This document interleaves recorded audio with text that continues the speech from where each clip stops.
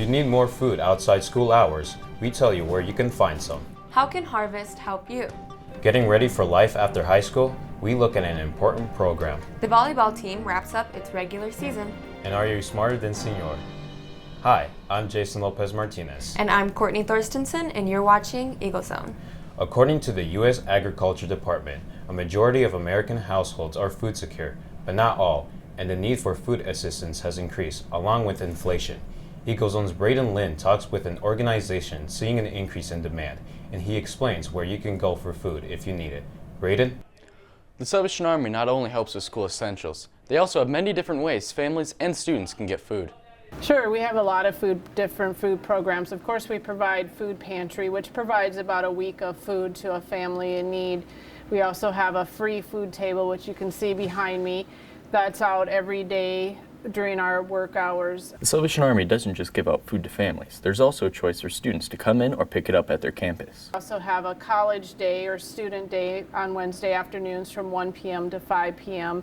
where students with an ID can come in and get the fruits, bread, sweets, but also we put out a lot of convenience foods for college kids. We also do a mobile food pantry to each campus, presentation in Northern on the first Tuesday of each month when school's in session. That is about 425 meals a week, and they also opened up the college day for high school students who need food too. But this year has been a little hard compared to years past. The request for food pantry assistance has doubled since last year. Food pantry donations, we haven't gotten as much. In fact, our freezer is getting a little low now. If anyone wants to help, you could donate money or you could start a food drive from your work. Thanks, Braden. If you want more information about the free food, you can pick up with your student ID. There's a flyer outside Student Services. It's an important time of year in our area as farmers are in the fields. From food to jobs, there's a lot tied to a successful harvest, and that impacts us right here in school. Eagle Zone's Samson Flockus joins us to explain. Samson?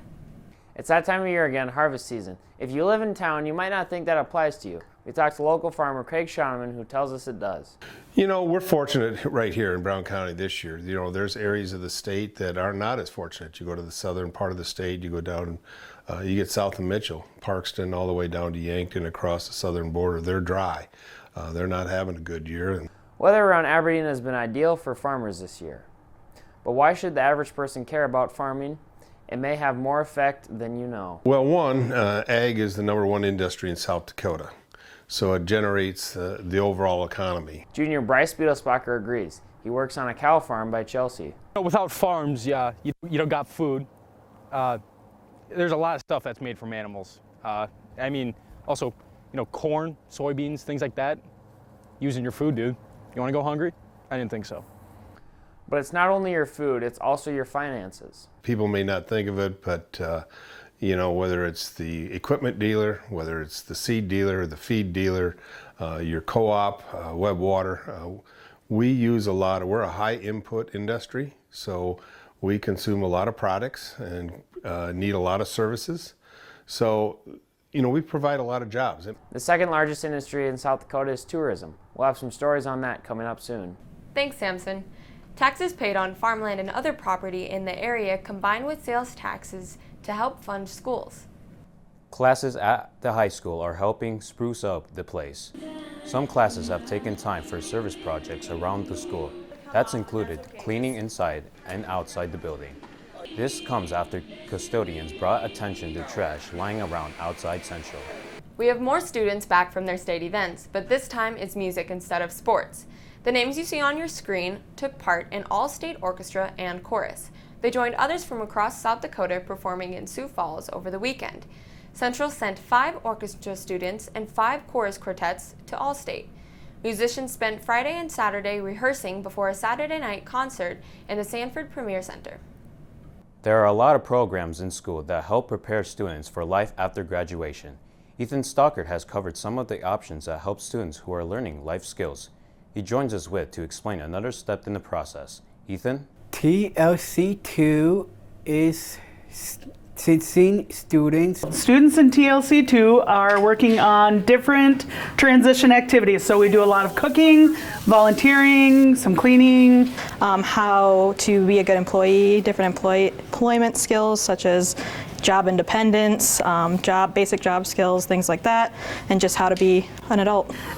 We also work on going to different tours around various businesses in Aberdeen. TLC2 is teaching students to be more independent. We keep them here. They maybe need a little bit more help with some of those skills, where the kids at TLC are more independent and can do things like go to jobs on their own. They can work on transportation on their own, things like that. Human hopes the program can turn students is graduation from ESS. We're hoping that the skills will help them provide examples of things that they can do as they transition out of high school, working on different job skills, as well as maybe different opportunities they can do for volunteering. These skills are super important later in life because once they're out of school, they're not going to have teachers and aides to help them through all these different things at school. So they're going to have to learn how to make their own meals and how to get from place to place in the community. And the more that they can be exposed to the different opportunities that we do have in the community, the better off they'll be in those different areas of employment, independent living, and leisure time. Students are excited for one of skills.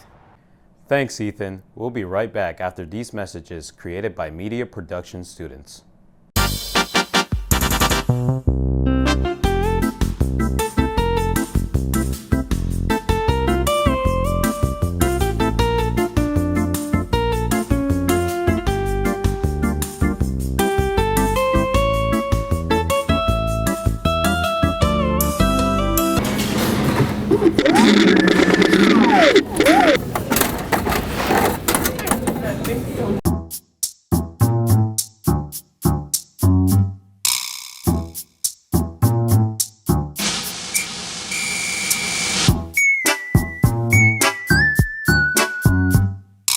Welcome back.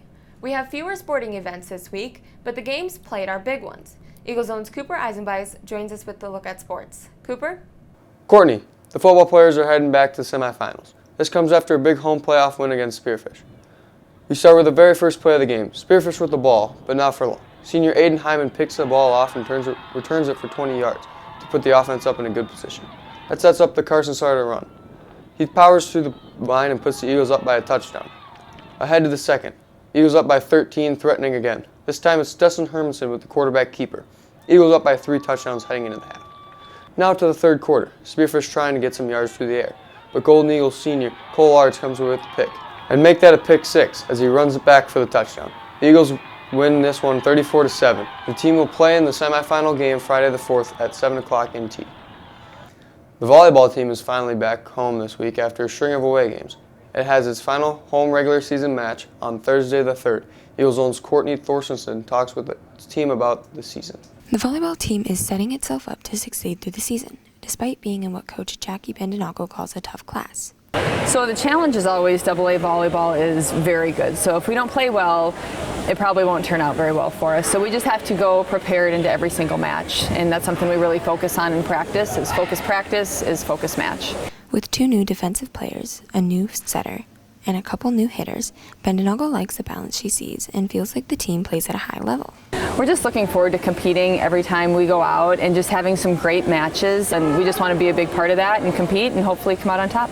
Anna Milchow is the team's senior defensive specialist. We have a really good chemistry as a team, and that's probably one of our biggest improvements. Sioux Falls schools are always pretty hard to compete against, but we just kind of keep our composure, and even if we get down, we try to find a way to get back up. With their bumped morale, the volleyball team is excited to attack their opponents as best they can leading up to state. With Eagle Zone, I'm Courtney Thorstensen. Thursday's game is also senior night. Come support the volleyball players. The varsity game at 7. Courtney? Thanks, Cooper. Well, it's time to find out if Eagle Zone's Camden Fouth could track down anyone smarter than Senor Caveney. Here's this week's Are You Smarter Than Senor?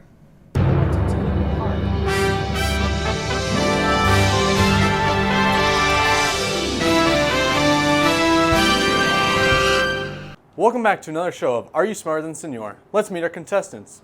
Just because he walks around doesn't mean he ain't educated. Holinka's ready to guess some logos. And with Eagle Zone, I'm Brian Odell Johnson.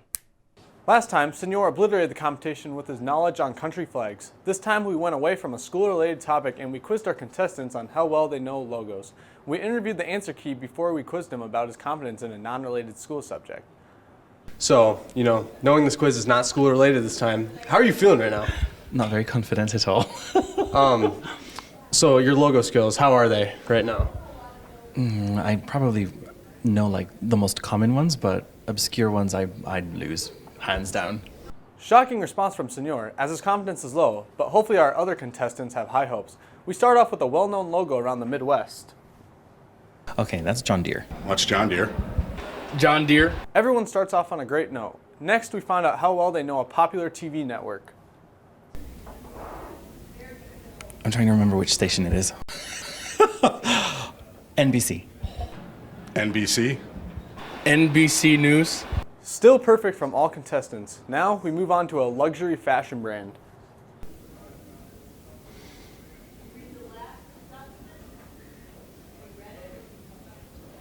That's Gucci. I'm not much for fashion. Is that Gucci? Gucci. Looks like everyone came ready to play today, so far. Moving on to our fourth logo, we see how well they know a mobile phone carrier.